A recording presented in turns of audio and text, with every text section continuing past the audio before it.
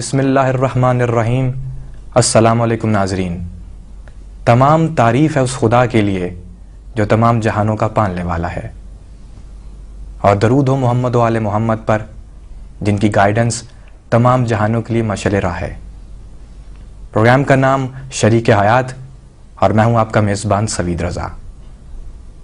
Last programme میں ہم نے ڈسکس کیا اسلام میں نوجوان کی قدر و منزلت پر، اور ہم نے پروگرام کا اختتام کیا ایک بہت ہی اچھے اور انٹرسٹنگ سوال پر، نہ کہ جواب پر۔ سوال تھا کہ اسلام کیوں رغبت دلاتا ہے نوجوان کو جوانی کی شادی پر۔ اس سوال کے جواب کے لیے ہم چلیں گے ایک مرتبہ پھر مولانا علی عظیم شرازی صاحب کے پاس، اور ان سے پوچھیں گے کہ اس کے پیچھے حکمت کیا ہے، یہ کیا وجہ ہے کہ اسلام رغبت دلاتا ہے ایک نوجوان کو جوانی کی شادی پر۔ میں مشکور ہوں علی عظیم شرازی صاحب کا کہ وہ اسٹوڈیو میں ہمارے پاس تشریف لائے۔ بہت شکریہ سر۔ آپ کا بھی بہت بہت شکریہ کہ آپ نے بندہ اخیر کو دعوت دیا۔ بسم اللہ الرحمن الرحیم۔ اللہم صلی علی محمد وعلی محمد وعجل فرجہم۔ جیسا کہ سوال ادھورا رہ گیا تھا، اور کیونکہ جواب کچھ طولانی ہے، اس لیے اس کا رائٹ ٹائم بھی یہی ہے کہ ہم اس کا جواب آرام سے اور آہستہ آہستہ دیں، تاکہ ایک روشن ہو ہمارے لیے کہ اسلام کیوں ایک جوان کو فوکس کر کے، اور خاص طور سے جوان کی جوانی کو فوکس کر کے وہ یہ چاہ رہا ہے کہ وہ شادی کرے، اس کو رغبت دلا رہا ہے کہ وہ شادی کرے۔ کیونکہ جوانی نشاط، قوت، امید، ہر چیز کی پیک موجود ہے جوانی کے اندر، احساسات و جذبات بھی ہیں۔ ان سب چیزوں کو بیلنس کرنے کی ضرورت ہے۔ ایک لائف پارٹنر کے آنے سے، ایک شریک حیات کے آنے سے آپ کی انرجیز، آپ کی تمام ضروریات جو فطری ہیں، کیونکہ اسلام دین فطرت ہے، اور فطری تقاضے جو انسان کے اندر پیدا ہوتے ہیں، چاہے وہ اس کے جسمانی تقاضے ہوں، اس کے روحانی تقاضے ہوں، اس کے نفسیاتی تقاضے ہوں، اس کے معاشرے کے تقاضے ہوں، ان کو پورا کرنے کے لیے ایک لائف پارٹنر کی ضرورت ہوتی ہے۔ اور یہ جوانی اس کا رائٹ ٹائم ہوتا ہے۔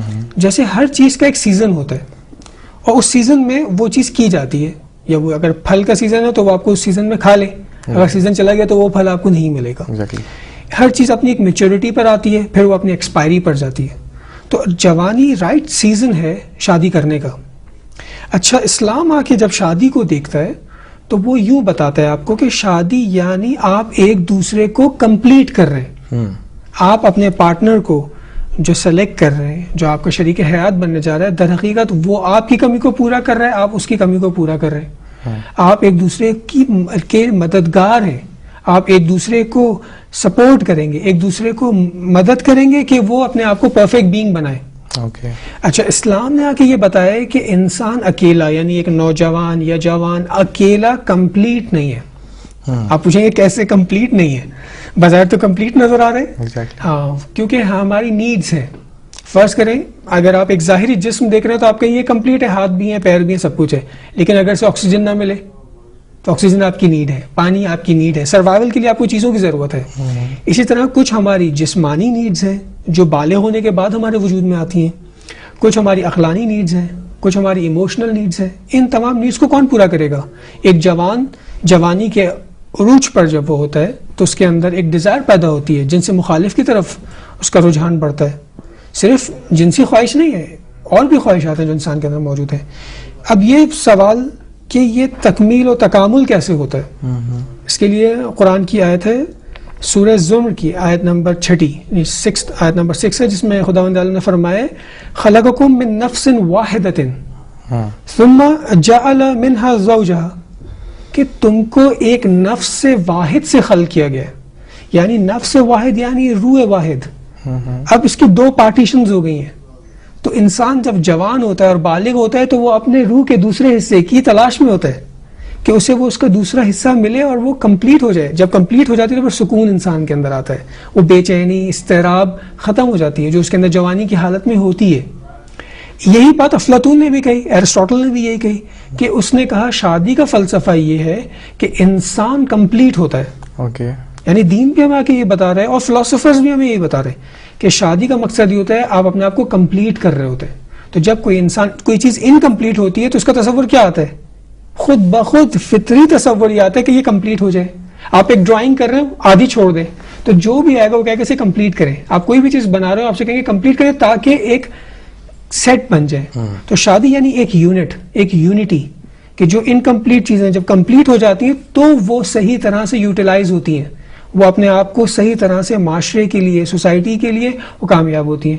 تو جب ایک جوان انسان موجود ہے, جوان ہے, تو اس کا اسلام نے بھی اس کو فوکس کیا کہ بھئی تمہاری جوانی کا رائٹ ٹائم یہ کہ تم اپنے شریک حیات کو ڈھونڈ لو, اس کے ساتھ زندگی گزارو تاکہ تم گناہ نہ کرو, کیونکہ جوانی میں گناہ کا سب سے زیادہ خطرہ ہے جوانی میں, تو تم اپنے آپ کو گناہ سے بچا لو. کیونکہ ہمارا ٹارگٹ کیا ہے؟ آخرت ہے, سعادت ہے, اور ہمیں گناہ سے بچنا ہے. پہلا ٹارگٹ تو ہمارا ہے کہ ہم گناہ سے بچیں. اچھا اگر صرف گناہ سے بچنا ٹارگٹ ہے تو ہو سکتا ہے کوئی اتنی پیوریفیکیشن کر لے کہ گناہ کی یہ نوبت ہی نہ آئے, لیکن ایوریج لوگ ایسے نہیں ہوتے, گناہ میں پڑنے کا خطرہ زیادہ ہوتا ہے. دوسری چیز یہ کہ کمپلیٹ اور بھی تو چیزیں ہیں, اور بھی اسپیکٹ ہیں جس میں ہمیں کمپلیٹ ہونا ہے. تو پھر ہمارا لائف پارٹنر ہمیں سکون دیتا ہے, مینٹل پیس دیتا ہے. شادی یعنی پیس. جیسے قرآن کی آیت میں وَمِنْ آیَاتِهِ أَنْ خَلَقَ لَكُم مِّنْ أَنفُسِكُم أَزْوَاجًا لِتَسْكُنُوا إِلَيْهَا, تاکہ تمہیں سکون حاصل ہو. لِتَسْكُنُوا إِلَيْهَا, تو سکون ملے گا کب؟ جب ہم شادی کریں گے اور صحیح سے زندگی گزاریں گے تو ہمیں سکون ملے گا.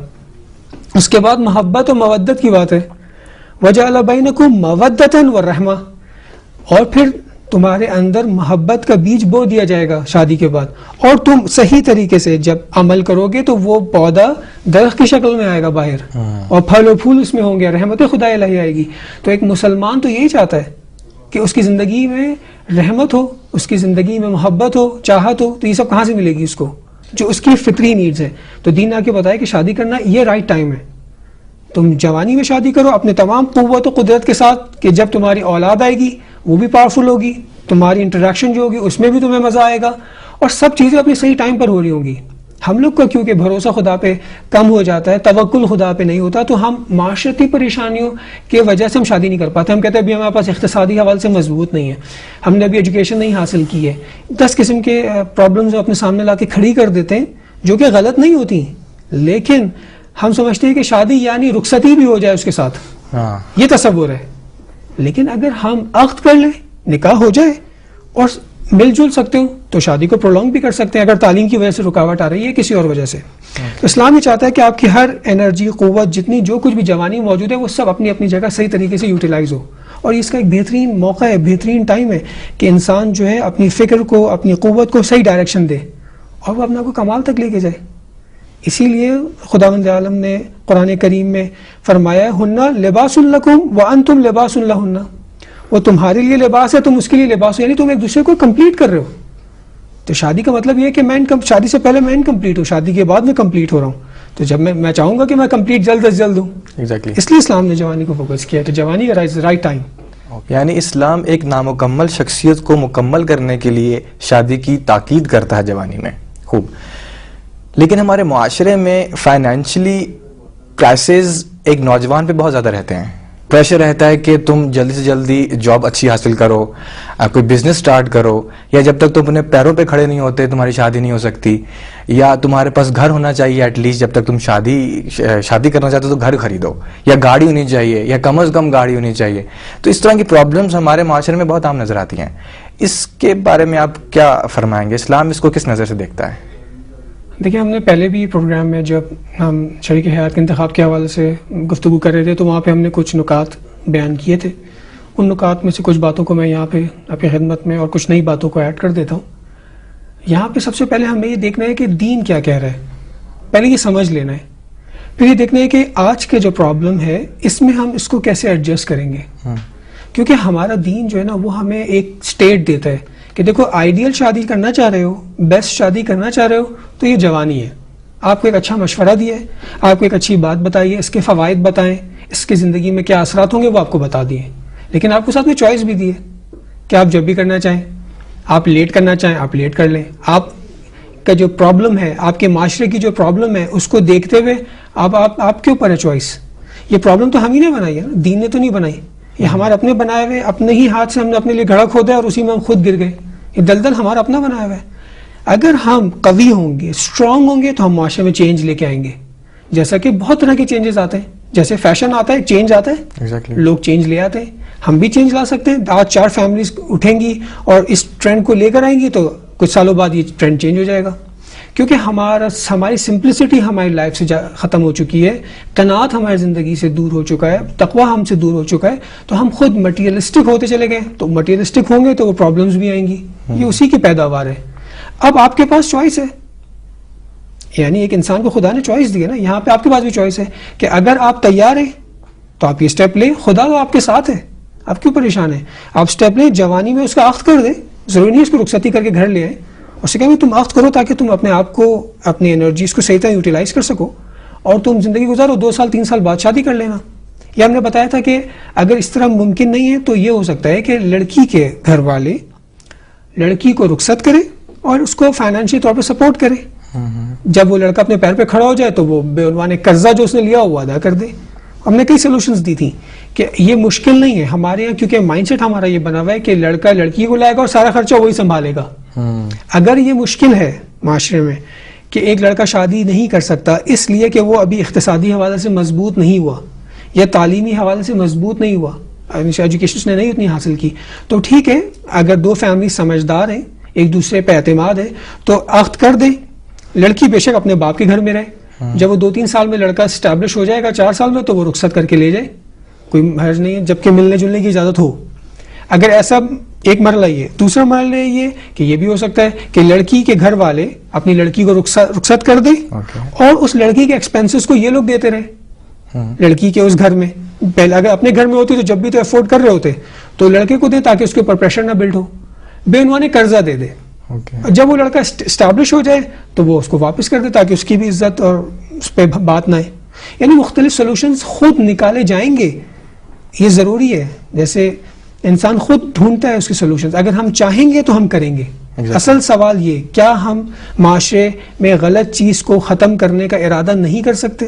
اگر آپ مومن ہیں تو آپ خود ہی ختم کریں گے، اور انشاءاللہ یہ چینج آ رہا ہے اور آپ دیکھیں گے آنے والے وقت میں چینجز آئیں گی. جی، اس کا مطلب اسلام میں فلیکسیبلٹی بہت زیادہ ہے. اسلام آپ کی زندگی کو سمجھتا ہے اور آپ کی زندگی کو کسی طرف بھی فلیکسیبل کرنے کے لیے، فلیکسیبل ہونے کے لیے مدد بھی دیتا ہے. اسلام اس چیز کو ممنوع نہیں کرتا کہ آپ اپنی بیٹی کو کسی عقد کر دیں اور اس کو اپنے گھر میں ہی رکھیں تب تک کے لیے جب تک جو آپ کا داماد ہے وہ فائنینشلی اسٹیبل نہیں ہو جاتا. خوب. اور یہ بھی ہو سکتا ہے کہ آپ اپنی بیٹی کو دوسرے گھر بھیج دیں اور اس کو فائنینشلی سپورٹ کرتے رہیں. آف کورس ایک بارش کا پہلا قطرہ تو کچھ فیملیز کو بننا پڑے گا، لیکن صرف ہمارے معاشرے میں کچھ ایسی رسم و رواج اس طرح کے ہیں کہ تھوڑا مشکل لگتا ہے. انشاءاللہ اس پہ بھی ڈسکس کرتے رہیں گے. ہر شخص ہمارے نزدیک اور دین اسلام کے نزدیک کامیابی کی طرف بڑھ رہا ہے، کامیاب زندگی گزارنے کے لیے تگودو کر رہا ہے. ایون کہ ایک ایسا شخص جو کہ مادہ پرست ہے وہ بھی لاشعوری طور پر پرفیکشن کے پیچھے بھاگ رہا ہے. آپ کیا کہیں گے کہ اسلام میں ایک شادی شدہ انسان، اب ہم ٹاپک شادی شدہ پر لے جائیں گے، ایک شادی شدہ انسان کو کون سے پوائنٹس کا خیال رکھنا چاہیے کہ وہ بہت ایزیلی پرفیکشن کی طرف سفر کر سکے؟ جی، اچھا سوال ہے کہ ایک نوجوان جو شادی شدہ زندگی کامیاب گزارنا چاہ رہے ہیں، کیونکہ یہ تو کمال فطری ہے، یہ تو بات ہے کہ ہر انسان پرفیکشن چاہتا ہے، چاہے وہ کہیں پہ بھی ہو، چاہے وہ کسی مذہب کا ہو یا نہ ہو، وہ پرفیکشن چاہتا ہے. اور اب ایک خاص طور سے مسلمان، ایک نوجوان کہ جو شادی کر کے پرفیکشن کو حاصل کرنا چاہ رہا ہے، یعنی شادی شدہ زندگی کو بھی کامیاب گزارنا چاہ رہا ہے، تو وہ کس طرح سے غالباً آپ کی روشنی اسی بات پہ آپ چاہ رہے ہیں کہ میں ڈالوں. دیکھیں، ہم جو تحقیقات ہیں، جو گراؤنڈ ریالٹیز ہیں، ہم ان کے تحت آپ کی خدمت میں کچھ باتیں پیش کریں گے کہ کامیاب فیملیز کن چیزوں میں کامن ہوتی ہیں، کہ ہم جب دیکھتے ہیں کہ یہ فیملی کامیاب ہے تو ان کی زندگی کیسی ہے. اچھا، یہاں پہ ایک سوال پیدا ہوگا کہ کامیاب زندگی کا تصور کیا ہے؟ یعنی ایک شخص کہ جو مٹیریلسٹ ہے ہمارے معاشرے کا، وہ بھی کامیاب زندگی کا تصور پیش کر رہا ہے، اور ایک مسلمان بھی کامیاب زندگی کا تصور پیش کر رہا ہے، یعنی اسلام بھی کامیاب زندگی کا تصور پیش کر رہا ہے. دونوں کے کامیاب زندگی کا تصور الگ الگ ہے.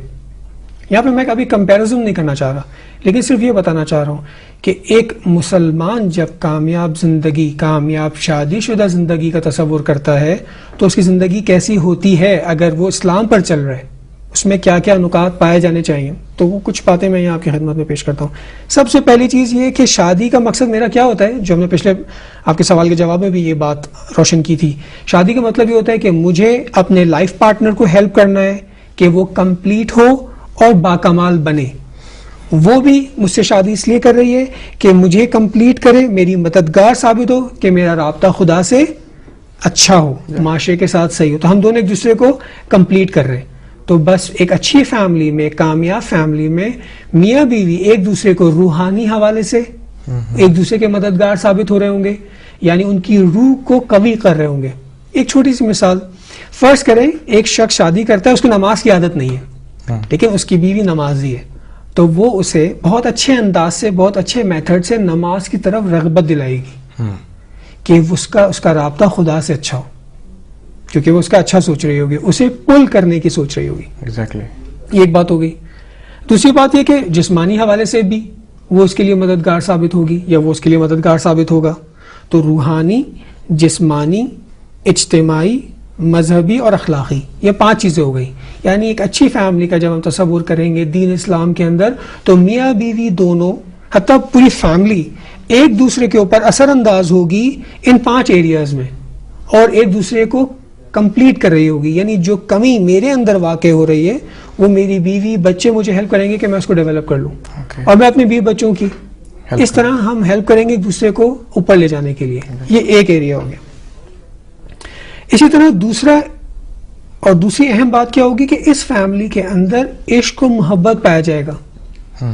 یہ دونوں میاں بیوی اس فکر میں ہوں گے کہ ہماری محبت میں اضافہ ہو، ہم ایک دوسرے کے اور نزدیک ہو، اور کلوز ہو، اور انڈرسٹینڈ کریں ایک دوسرے کو. یہ بہت امپورٹنٹ ہے کہ ان کے اندر جو عشق و محبت پایا جائے گا، یہ ریفلیکٹ کہاں کرے گی، یہ کیسے پتہ چلے گا؟ یہ اپنی فیملی کی بقا کو اور اس کو قائم رکھنے کی پوری کوشش کرے گی کہ ہماری فیملی کسی طرح بھی اسٹرانگ رہے، ہماری یونٹی بہت زیادہ رہے، ہماری انڈرسٹینڈنگ بہت زیادہ ہو، ہم ایک دوسرے کی کیئر کرتے ہوں.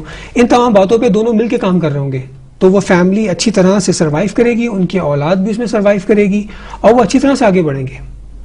تیسری چیز یہ ہوگی کہ اس فیملی کے اندر جنسی خواہشات جو ہیں وہ بیلنس ہو جائیں گی. یعنی ان کی جو سیکسول ڈرائیو ہے وہ فلفل ہوگی. دونوں میاں بیوی ایک دوسرے کی جنسی خواہشات کو پورا کرنے اور تکمیل کرنے کی کوشش کریں گے، اپنے آپ کو فزیکلی فٹ رکھیں گے تاکہ سیٹسفیکشن ہو. کیونکہ یہ ایک ذریعہ ہے کہ جس کے ذریعے انسان ایک دوسرے سے اٹیچمنٹ محسوس کرتا ہے، بلونگنگنیس کا احساس ہوتا ہے. تو اگر اس طرح کے خواہشات ان کی صحیح طرح سے پوری ہوں تو ایک اچھی فیملی کا تصور بنے گا، گرم ماحول رہے گا، گھر کے اندر خوشگوار ماحول رہے گا، انرجیٹک رہیں گے لوگ. اب چوتھی چیز یہ ہے کہ یہ پازیٹیو تھنکنگ ہوتی ہے اس گھر کے اندر، مثبت سوچتے ہیں میاں بیوی جو ہوتے ہیں، اور ایک دوسرے کو اپریشیٹ کرتے ہیں، ایکنالج کرتے ہیں. یہ اچھی فیملیز کی نشانی ہوتی ہے، بجائے اس کے کہ وہ ایک دوسرے کے اوپر نکتہ چینی کرے، طنز کرے. وہ ان چیزوں کو نہیں فوکس کرتے. ہر انسان کے اندر خامیاں ہوتی ہیں، اس کے اندر کمی ہوتی ہے، اسی کمی کو پورا کرنے کے لیے ہم شادی کر رہے ہیں. تو پھر وہ بات بات پہ اس کو تانے دینا، اس کو ٹونٹ کسنا، یہ اچھے گھروں کی نشانی نہیں ہوتی، اچھے انسان کی نشانی نہیں ہوتی. تو جو کامیاب زندگی کا اور کامیاب شادی شدہ زندگی کا جو تصور آ رہا ہے، اس میں چوتھی چیز یہ ہے کہ یہ لوگ پازیٹیو سوچتے ہیں اور اپریشیٹ کرتے ہیں ایک دوسرے کو. یہ 4 باتیں ہو گئی. اس کے بعد کیا ہوتا ہے کہ ان کی کمیونیکیشن جو ہوتی ہے وہ بہت فیئر ہوتی ہے، بالکل صحیح اور اچھی کمیونیکیشن کرتے ایک دوسرے سے، ایک دوسرے کو اپنی کمیونیکیشن کے ذریعے آرام و سکون پہنچاتے ہیں.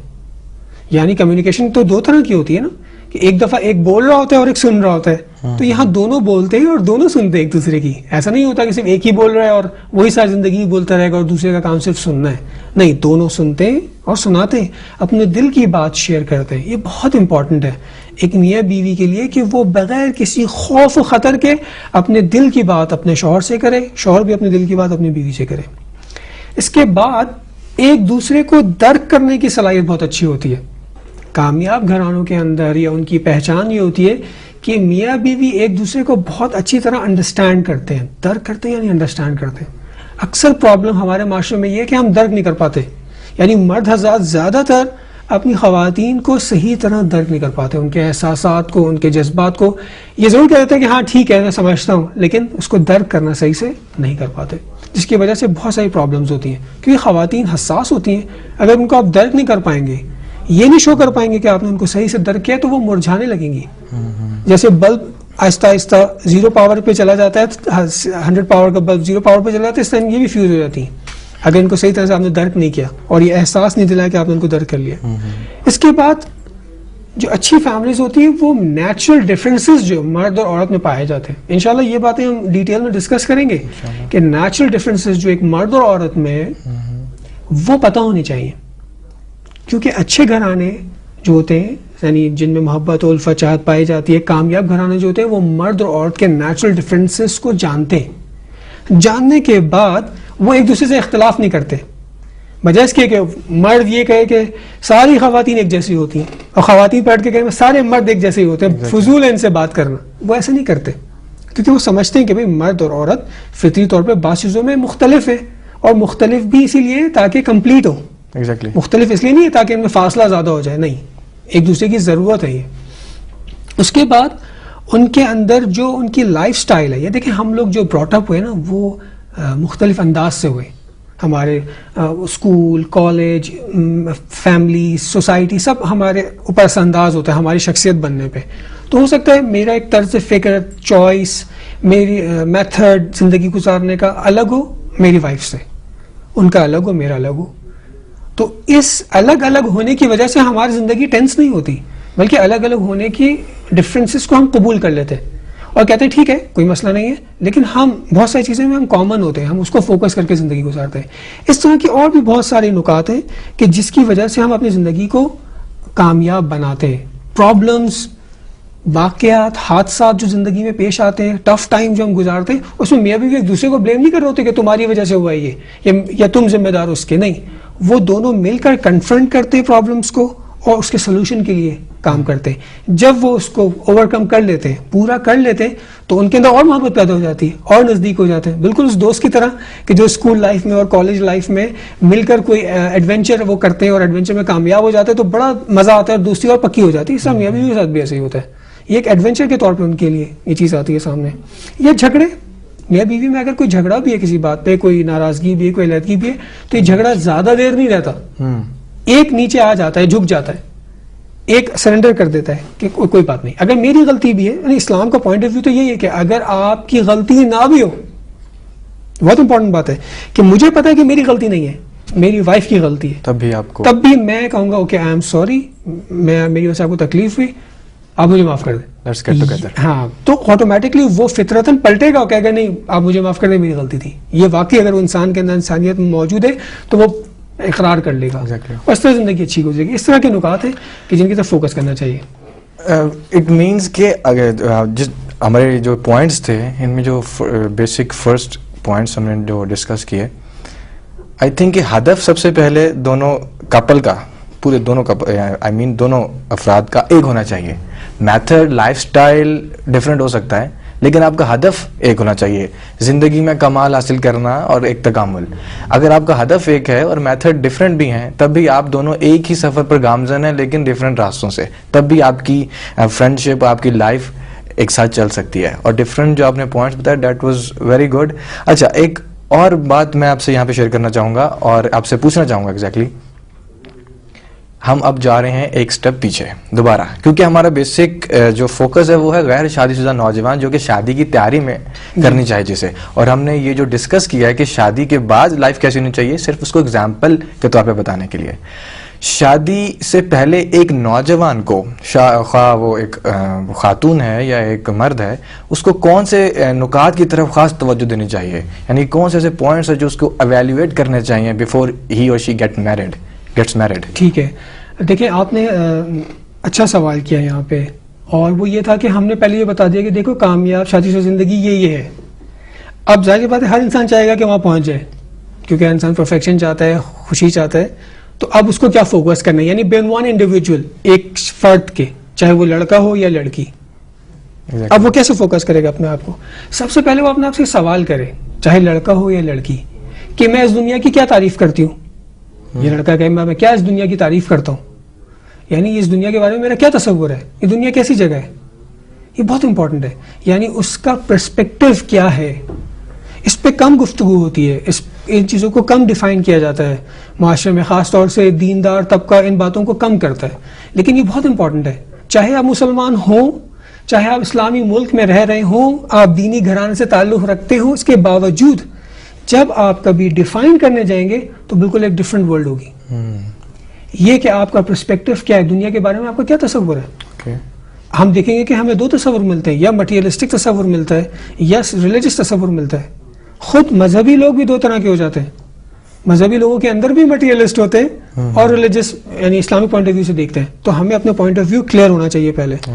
اور جس کو ہم اپنا شریک حیات بنانے جا رہے ہیں وہ بھی ایسے ہی ہے، اس کے بارے میں مجھے پتا ہو کہ یہ کہنا کہ یہ مذہبی گھر میں ہے، یہ لڑکی حجاب کرتی ہے تو اس کا پرسپیکٹو بالکل دینی ہوگا، ایسا ضروری نہیں ہے. بلکہ ایسا بھی پرابلمز آئے کہ لڑکی والے یعنی لڑکے والے نے لڑکی کو پسند کیا، لڑکے والے سیکولر ذہن کے تھے، انہوں نے لڑکی کو اس لیے پسند کیا کہ یہ مذہبی لڑکی ہے، حجاب کرتی ہے اور مذہبی گھر میں رہتی ہے تو اچھا ہوگا لے آؤ، کیونکہ مولانا صاحب نے تاکید کی کہ مذہبی لڑکی لے کر آؤ. جبکہ وہ لڑکی فرار کر رہی ہے اس گھر سے کہ جس میں وہ پرورش پائی ہے، اور وہ چاہ رہی ہے کہ میں ایک سیکولر گھر میں چلی جاؤں تاکہ میں ذرا دوسرے انوائرمنٹ میں رہنا چاہتی ہوں. اس نے نہیں ایکسیپٹ کیا فرض کرے. تو یہاں پہ کیا ہوا، اس کا پرسپیکٹو کلیئر نہیں تھا، اس نے اس سے پوچھا بھی نہیں کبھی، اور صرف یہ دیکھ کے کہ حجاب کرتی ہے مذہبی گھر میں شادی کر دو. جبکہ وہ لڑکی جب اس گھر میں آئی تو اس نے آگے کہا حجاب کا تو میرا کوئی ارادہ ہی نہیں تھا، وہ تو امی ابا کے پریشر کی وجہ سے میں حجاب کرتی تھی. تو یہاں تو اور کانفلکٹ شروع ہو گئی، پرابلم شروع ہو گئی. تو اس طرح کی بہت ساری اور نکات ہیں جن شاء اللہ ہم اس کو ڈیٹیل سے ڈسکس کریں گے، اور ان سینسٹیو باتوں کو ضرور سب کو سوچنا چاہیے، اس پہ کام کرنا چاہیے. تو یہاں پہ سے میں خلاصہ کروں دو باتوں پہ کہ انسان اپنے پرسپیکٹو کو دیکھ لے کہ کیا ہے، حتیٰ اس کو لکھے کہ اس کا کیا پرسپیکٹو ہے، اس کو چیک کرے، اور اپنے لائف پارٹنر کے بارے میں بھی وہ ضرور جانے کہ اس کا کیا پرسپیکٹو ہے، کیا پوائنٹ آف ویو ہے دنیا کے بارے میں، تاکہ وہ پہلا قدم ہی صحیح اٹھائے اور اس کو اٹھانا دو. شادی شدہ زندگی کے حوالے سے جو ایگزامپلری شادی شدہ کپل کا تصور ہم نے آپ کے سامنے پیش کیا، یہ صرف اور صرف اس نوجوان کے لیے ہے جو شادی کا خواہش مند ہے اور شادی کی تیاری میں مشغول ہے. ہمارے اس پروگرام میں کوشش بھی یہی ہے کہ آپ کو لائف کی سمپلسٹیز اور لائف میں پرفیکشن تک پہنچنے میں گائیڈ لائن پرووائڈ کر سکیں. اور اگر آپ کے ذہن میں کوئی سوال ہے تو ہمیں ای میل کیجیے اس ایڈریس پر جو کہ آپ کے اسکرین پر ظاہر ہے. اگر آپ چاہتے ہیں کہ ہم جواب آپ کو آن ایئر دیں تب بھی، یا چاہتے ہیں کہ جواب آپ کو ای میل کے تھرو ہی دیا جائے تب بھی. آپ دیکھ رہے تھے پروگرام شریک حیات، میں تھا آپ کا میزبان سوید رضا. مولانا علی عظیم شرائع صاحب کو اور مجھے اجازت دیجیے. پروگرام میں نئے نکات اور کچھ پرانے نکات کے ساتھ دوبارہ حاضر ہوں گے تاکہ ڈسکشن کو فردر کنٹینیو کیا جا سکے. تب تک کے لیے اجازت دیجیے. خدا حافظ. جسمانی تقاضے ہوں، اس کے روحانی تقاضے ہوں، اس کے نفسیاتی تقاضے ہوں، اس کے معاشرے کے تقاضے ہوں، ان کو پورا کرنے کے لیے ایک لائف پارٹنر کی ضرورت ہوتی ہے. اور یہ جوانی اس کا رائٹ ٹائم ہوتا ہے. جیسے ہر چیز کا ایک سیزن ہوتا ہے اور اس سیزن میں وہ چیز کی جاتی ہے، یا وہ اگر پھل کا سیزن ہے تو وہ آپ کو اس سیزن میں کھا لے، اگر سیزن چلا گیا تو وہ پھل آپ کو نہیں ملے گا. ہر چیز اپنی ایک میچورٹی پر آتی ہے، پھر وہ اپنی ایکسپائری پر جاتی ہے. تو جوانی رائٹ سیزن ہے شادی کرنے کا. اچھا، اسلام آ کے جب شادی کو دیکھتا ہے تو وہ یوں بتاتا ہے آپ کو کہ شادی یعنی آپ ایک دوسرے کو کمپلیٹ کر رہے ہیں. آپ اپنے پارٹنر کو جو سلیکٹ کر رہے ہیں، جو آپ کا اس سوال کے جواب کے لیے ہم چلیں گے ایک مرتبہ پھر مولانا علی عظیم شرازی صاحب کے پاس اور ان سے پوچھیں گے کہ اس کے پیچھے حکمت کیا ہے، یہ کیا وجہ ہے کہ اسلام رغبت دلاتا ہے ایک نوجوان کو جوانی کی شادی پر. میں مشکور ہوں علی عظیم شرازی صاحب کا کہ وہ اسٹوڈیو میں ہمارے پاس تشریف لائے. بہت شکریہ سر. آپ کا بھی بہت بہت شکریہ کہ آپ نے بندہ اخیر کو دعوت دیا. بسم اللہ الرحمن الرحیم. اللہم صلی علی محمد وعلی محمد وعجل فرجہم.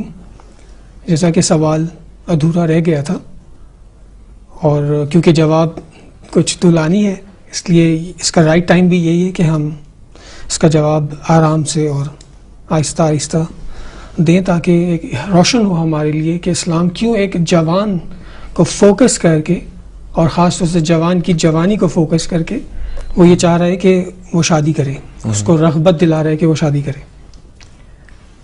کیونکہ جوانی نشاط، قوت، امید، ہر چیز کی پیک موجود ہے جوانی کے اندر. احساسات و جذبات بھی ہیں. ان سب چیزوں کو بیلنس کرنے کی ضرورت ہے. ایک لائف پارٹنر کے آنے سے، ایک شریک حیات کے آنے سے آپ کی انرجیز، آپ کی تمام ضروریات جو فطری ہیں، کیونکہ اسلام دین فطرت ہے، اور فطری تقاضے جو انسان کے اندر پیدا ہوتے ہیں، چاہے وہ اس کی شریک حیات بننے جا رہا ہے، در حقیقت وہ آپ کی کمی کو پورا کر رہا ہے، آپ اس کی کمی کو پورا کر رہے ہیں، آپ ایک دوسرے کے مددگار ہیں، آپ ایک دوسرے کو سپورٹ کریں گے، ایک دوسرے کو مدد کریں گے کہ وہ اپنے آپ کو پرفیکٹ بینگ بنائے. اچھا، اسلام نے آ کے یہ بتایا ہے کہ انسان اکیلا، یعنی ایک نوجوان یا جوان اکیلا کمپلیٹ نہیں ہے. آپ پوچھیں گے کیسے کمپلیٹ نہیں ہے؟ بظاہر تو کمپلیٹ نظر آ رہے ہیں. ہاں، کیونکہ ہماری نیڈز ہیں. فرض کریں اگر آپ ایک ظاہری جسم دیکھ رہے ہیں تو آپ کہیں یہ کمپلیٹ ہے، ہاتھ بھی ہیں، پیر بھی ہیں، سب کچھ ہے، لیکن اگر سے آکسیجن نہ ملے تو آکسیجن آپ کی نیڈ ہے، پانی آپ کی نیڈ ہے، سروائیول کے لیے آپ کو چیزوں کی ضرورت ہے. اسی طرح کچھ ہماری جسمانی نیڈز ہیں جو بسم اللہ الرحمن الرحیم. السلام علیکم ناظرین. تمام تعریف ہے اس خدا کے لیے جو تمام جہانوں کا پالنے والا ہے، اور درود ہو محمد و آل محمد پر جن کی گائیڈنس تمام جہانوں کے لیے مشعل راہ ہے. پروگرام کا نام شریک حیات، اور میں ہوں آپ کا میزبان سوید رضا. لاسٹ پروگرام میں ہم نے ڈسکس کیا اسلام میں نوجوان کی قدر و منزلت پر، اور ہم نے پروگرام کا اختتام کیا ایک بہت ہی اچھے اور انٹرسٹنگ سوال پر، نہ کہ جواب پر. سوال تھا کہ اسلام کیوں رغبت دلاتا ہے نوجوان کو جوانی کی شادی پر.